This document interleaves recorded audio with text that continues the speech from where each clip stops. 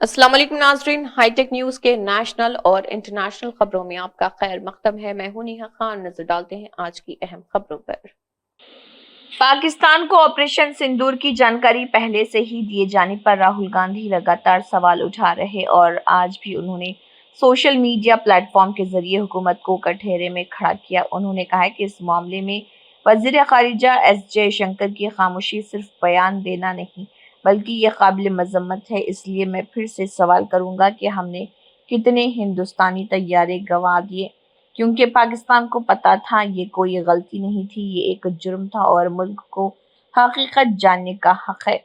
लोकसभा में हिज़्ब इख्तिलाफ के कायद राहुल गांधी ने सोशल मीडिया प्लेटफॉर्म पर वो वीडियो भी शेयर की जिसमें मरकजी वजीर खारिजा एस जयशंकर ऑपरेशन सिंदूर की जानकारी ऑपरेशन से कबल पाकिस्तान को दिए जाने की बात का एतराफ़ करते हैं। वीडियो में वो कहते थे, देखे जा सकते हैं कि ऑपरेशन की शुरुआत में पाकिस्तान को मतला किया गया था कि हिंदुस्तान सिर्फ दहशत गर्दों के ढांचे को निशाना बना रहा, ना कि पाकिस्तानी फौज को। इस मामले में कांग्रेस के सीनियर लीडर पवन खेड़ा ने भी वजीर खारिजा को हदफ तनकीद बनाया है। यूको बैंक के साबिक चेयरमैन और मैनेजिंग डायरेक्टर सुबोध कुमार गोयल को एनफोर्समेंट डायरेक्टोरेट ने नई दिल्ली वाक़ उनके घर से गिरफ्तार कर लिया। ये कार्रवाई कोलकाता की company कॉन्कास्ट steel and power limited से मुंसलिक 6,210 करोड़ रुपए की मुबैना बैंक लोन घोटाले की जांच के तहत हुई है। ईडी का इल्जाम है कि सुबोध कुमार ने अपनी मुद्दतकार के दौरान सीएसपीएल को जरूरत से ज्यादा क्रेडिट सहूलियात दी, जिनका कंपनी ने गलत इस्तेमाल किया। इन फंड्स को मुबैना तौर पर डाइवर्ट और साइफन ऑफ किया गया, जिससे बैंक को जबरदस्त नुकसान हुआ। जांच में पता चला कि गोयल ने सीएसपीएल से नाजायज रिश्वत की शक्ल में नकदी, लग्जरी सामान, होटल और बुकिंग शेल कंपनियों के जरिए गैर माकूला मलकियतें हासिल की। मीडिया रिपोर्ट के मुताबिक ईडी ने अप्रैल 2025 में गोयल और दीगर मुश्तबा अफराद के ठिकानों पर छापामारी की थी, जिसमें अहम सबूत हासिल हुए। गोयल को कोलकाता की खसूसी पीएमएलए कोर्ट में पेश किया गया, जहां उन्हें 21 मई तक ईडी की हिरासत में भेज दिया गया। अदालत उज़्मा ने अपने एक अहम फैसले के जरिए वाज़ेह कर दिया कि एडिशनल जजों समेत हाई कोर्ट के सभी जज फुल पेंशन और रिटायरमेंट से मुतल्लिक सहूलतों के हकदार होंगे। सुप्रीम कोर्ट का कहना है कि हाई कोर्ट के साबिक चीफ जस्टिस को पेंशन की शक्ल में सालाना 15 लाख रुपए मिलेंगे। चीफ जस्टिस बीआर गोई और जस्टिस ऑगस्टिन जॉर्ज मसी की बेंच का कहना है कि पेंशन देने से इनकार करना आइन के आर्टिकल 14 के तहत मसावत के हुकूक के खिलाफ वर्जी होगी। इसलिए सभी को फुल पेंशन दी जाएगी, चाहे उनकी तकर्री कभी भी हुई हो और चाहे वो एडिशनल जज की शक्ल में रिटायर हुए हों या बाद में मुस्तकिल किए गए हों।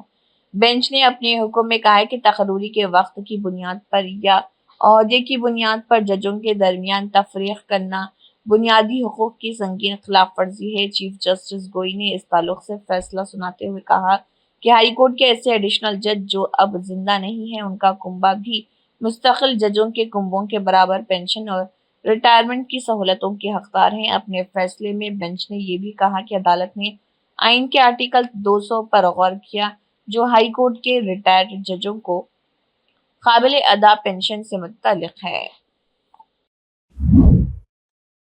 अफगानिस्तान में सुबह ज़लज़ले के झटके महसूस किए गए। नेशनल सेंटर फॉर सिस्मोलॉजी ने रिक्टर पैमाने पर इसकी शिद्दत 4.2 बताई है। ये ज़लज़ला हिंदुस्तानी वक्त के मुताबिक सुबह 8:45 पर आया। इसका मरकज़ ज़मीन से 140 किलोमीटर गहराई में बताया जा रहा। ये मरकज़ अफगानिस्तान में था, जो पाकिस्तान की सरहद से काफ़ी करीब है। ऐसे में पाकिस्तान के कुछ इलाक़ों में भी इन झटकों को महसूस किया गया। हालांकि अभी तक किसी भी तरह के जानी व माली नुकसान की कोई इतला सामने नहीं आई। अफगानिस्तान में पिछले 4 दिनों में ये चौथी बार है जब ज़लज़ले के झटके महसूस किए गए। पाकिस्तान में भी इस ज़लज़ले के झटके महसूस किए गए, जिसकी वजह से लोगों में दहशत फैल गई। दूसरी तरफ यूरोप और यूनान और जनूबी इटली के दरमियान भी ज़लज़ले के झटके आए। यूनान में आने वाले इस ज़लज़ले की शिद्दत से लोगों ने अपने घरों को छोड़कर महफूज मकामात पर पनाह ली। آپریشن سندور کے دوران ہندوستانی فوج کی کارروائی سے بوکھلا کر پاکستان نے ایک کے بعد دیگر سینکڑوں ڈرونز اور میزائل حملے کیے تھے، لیکن اس کے یہ سبھی حملے ناکام کر دیے گئے۔ اس کے پیچھے ہندوستان کا مضبوط ایئر ڈیفنس سسٹم تھا۔ ہندوستانی فوج نے ایک ڈیمونسٹریشن کے ذریعے یہ دکھایا کہ کیسے جدید ایئر ڈیفنس سسٹم نے پاکستان کی طرف سے کیے گئے ڈرون اور میزائل حملوں کو ناکام کر دیا اور پنجاب کے مذہبی اور شہری ٹھکانوں کو پوری طرح سے محفوظ رکھا۔ فوج نے اس دوران آکاش میزائل نظام اور L-70 ایئر ڈیفنس گن کو ایکشن موڈ میں دکھایا۔ نیوز ایجنسی کے ذریعے شیئر کیے گئے ویڈیو میں ہندوستانی فوج نے ایک ڈیمو دکھایا کہ کیسے آکاش میزائل نظام L-70 ایئر ڈیفنس گن سمیت ہندوستانی فضائی دفاعی نظام نے امرتسر میں گولڈن ٹیمپل اور پنجاب کے شہروں کو پاکستانی میزائل اور ڈرون حملوں سے بچایا۔ اس دوران 15 انفینٹری ڈویژن کے general officer commanding major general Karthik C Seshadri نے اطلاع دیتے ہوئے کہا کہ ہمیں یہ خدشہ تھا کہ پاکستانی فوج کے پاس فوجی ہدف نہیں ہے، اس لیے وہ ہمارے مذہبی اور شہری ٹھکانوں کو نشانہ بنا سکتے ہیں۔ ان میں گولڈن ٹیمپل سب سے اہم تھا۔ ہم نے اس مقدس مقام کے تحفظ کے لیے اضافی جدید فضائی دفاعی وسائل کو تعینات کیا اور ایک تحفظاتی گھیرا تیار کیا۔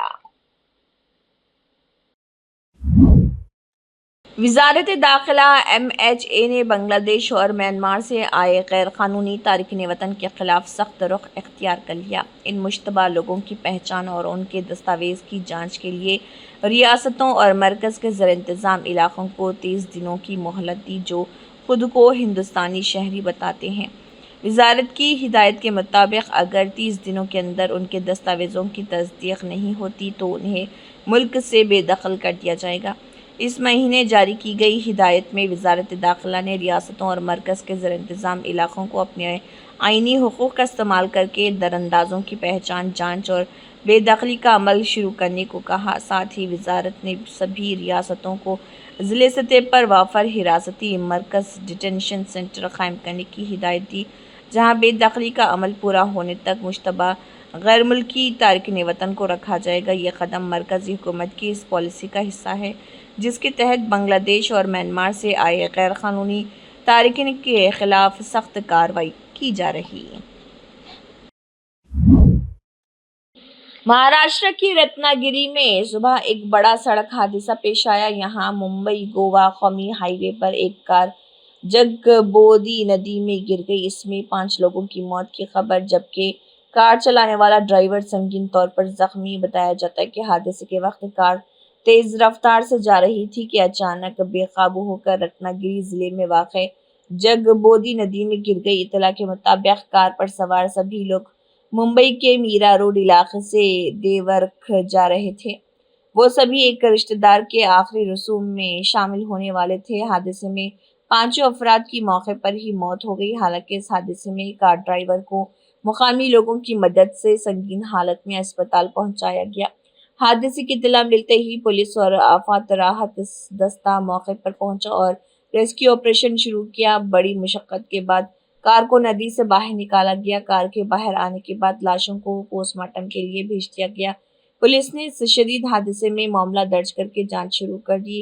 ابتدائی جانچ میں حادثے کی وجہ کار کی تیز رفتار اور ممکنہ تکنیکی خرابی مانی جا رہی، حالانکہ ابھی سرکاری طور پر اس کی تصدیق باقی ہے۔ وزیر خارجہ S J Shankar Netherland, Denmark اور جرمنی کے 6 روزہ دورے پر جا رہے ہیں۔ اس دورے میں دہشت گردی کو پاکستان کی طرف سے مل رہی مستقل حمایت کو اجاگر کیے جانے کی امید ہے۔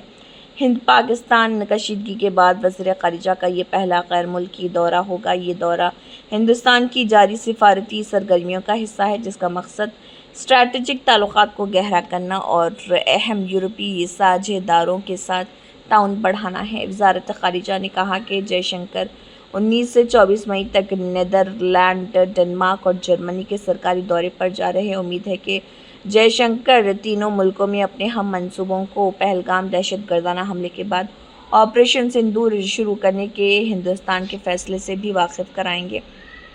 غور طلب ہے کہ 6 سے 7 مئی کے درمیانی رات کو 1 بجے سے لے کر 1:30 بجے تک ہندوستانی مسلح افواج نے آپریشن سندور کو انجام دیا تھا۔ اتر پردیش کے ضلع مراد آباد میں سماجوادی پارٹی ایس پی کے چیف جنرل سیکرٹری اور راجیہ سبھا رکن پروفیسر رام گوپال یادو کے ونگ کمانڈر ویومکا سنگھ کے بارے میں دیے گئے متنازع بیان کے بعد سماج دشمن عناصر نے زیر تعمیر پارک میں توڑ پھوڑ کی، جس کا سنگ بنیاد صرف 3 دن قبل لیڈر سماجوادی پارٹی نے رکھا تھا۔ اس معاملے میں بیلاری تھانے میں ایم ایل اے حاجی فہیم عرفان کی شکایت پر مقدمہ درج کیا گیا۔ سماجوادی پارٹی کے چیف جنرل سیکرٹری اور M P professor Ram Gopal Yadav کے ذریعے سنگ بنیاد رکھنے کے صرف 3 دن بعد سماج دشمن عناصر نے پارٹی کے بانی ملائم سنگھ یادو اسمرتی اپون کو نشانہ بنایا اور توڑ پھوڑ کی۔ توڑ پھوڑ کو پروفیسر یادو کے متنازع بیان سے جوڑا جا رہا۔ پولیس تمام پہلوؤں کو مد نظر رکھتے ہوئے معاملے کی تفتیش کر رہی ہے۔ ایم ایل اے کی شکایت پر پولیس رپورٹ درج کر لی گئی۔ آپریشن سندور کے دوران قوم کی آواز بننے والی 2 بہادر خواتین کرنل صوفیہ قریشی اور ونگ کمانڈر ویومکا سنگھ پر سیاستدانوں کے نازیبا ریمارکس پر ہنگامہ تھمنے کا نام نہیں لے رہا۔ ایس پی لیڈر نے ایک ریلی سے خطاب کرتے ہوئے کہا تھا کہ operation Sindoor air marshal Awadhesh Kumar Bharti نے کیا۔ جنگ کے دوران پریس بریفنگ کی ذمہ داری کرنل صوفیہ قریشی، ونگ کمانڈر ویومکا سنگھ اور خارجہ سیکرٹری مسری نے انجام دیا تھا۔ محکمہ موسمیات کے مطابق دہلی این سی آر میں اگلے 7 دنوں تک تیز ہوا، بادل اور پانی والا موسم بنا رہے گا۔ کبھی کبھی ہلکی بارش اور گرد بھری آندھی چل سکتی ہے۔ اس دوران درجہ حرارت 40 ڈگری یا اس سے نیچے رہنے کا امکان ہے، جس سے اس مہینے لو کے خطرے سے دہلی والوں کو راحت ملتی ہوئی دکھائی دے رہی۔ دہلی میں گزشتہ 2 دنوں سے مسلسل تیز ہوا کے ساتھ ہلکی بوندا باندی ہوئی تھی۔ اس کی وجہ سے ہوا میں ابھی بھی نمی بنی ہوئی ہے۔ زیادہ علاقوں میں صبح سے ہی تیز دھوپ نکلی رہی اور 11 بجے تک دھوپ بے حد سخت ہو گئی۔ تیز دھوپ کے ساتھ ساتھ کرہ ہوا میں موجود نمی نے بھی لوگوں کو پریشان کیا، لیکن شام ہوتے ہی موسم خوشنما ہو گیا۔ ٹھنڈی ہواؤں نے لوگوں کو راحت پہنچائی۔ وسط دہلی کے علاقوں مہارانی باغ، میور وہار کے ساتھ ہی غازی آباد، نوئیڈا میں بارش ہوئی۔ سونے کے خریداروں کے لیے گزشتہ ہفتے بہت راحت بخش ثابت ہوا، کیونکہ سونے کی قیمتوں میں تیزی سے کمی آئی۔ اس عرصے کے دوران 24 قیرات سونے کے 10 گرام کی قیمت میں 4000 روپے سے زیادہ کی کمی ہوئی۔ گزشتہ ہفتے ملٹی کموڈٹی ایکسچینج پر 5 جون 2025 کو ختم ہونے والے 999 خالص سونے کی قیمت میں بڑی کمی واقع ہوئی۔ پچھلے ہفتے کے آخر کاروباری دن یعنی 9 مئی کو سونا اپنی بلند ترین سطح سے 96,518 روپے فی 10 گرام تک گر گیا تھا۔ اسی وقت یہ 5 کاروباری دنوں میں مزید گر گیا اور 16 مئی کو یہ 689 روپے گر کر 92,480 روپے فی 10 گرام پر بند ہوا۔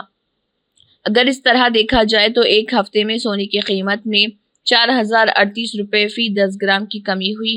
ملٹی کموڈٹی ایکسچینج کی طرح مقامی مارکیٹ میں بھی سونے کی چمک مدھم پڑ گئی اور اس کی قیمت میں کمی آئی۔ انڈین بلین جیولرز ایسوسی ایشن کی ویب سائٹ کے مطابق 16 مئی کو 10 گرام 24 قیرات سونے کی قیمت 92,320 روپے پر آ گیا تھا، جبکہ اس سے ایک ہفتہ قبل 9 مئی کو اس کی قیمت 96,416 روپے فی 10 گرام کی سطح پر پہنچ گئی تھی۔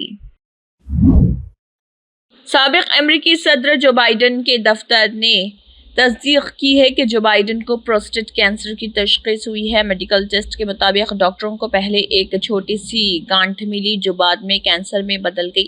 جو بائیڈن کے ترجمان نے کہا ہے کہ ان کا کینسر گلیسن اسکور 9 گریڈ گروپ 5 تھا، یعنی یہ ایک جارحانہ کینسر ہے۔ کینسر ہڈیوں تک پھیل چکا ہے، جسے طبی اصطلاح میں میٹاسٹیسس کہا جاتا ہے، لیکن یہ کہ ہارمون حساس ہیں، جس کی وجہ سے مؤثر علاج کی گنجائش باقی رہ جاتی ہے۔ اگرچہ صورتحال سنگین ہے، علاج کے آپشنز دستیاب ہیں اور جو بائیڈن کے اہل خانہ فی الحال ان پر غور کر رہے ہیں۔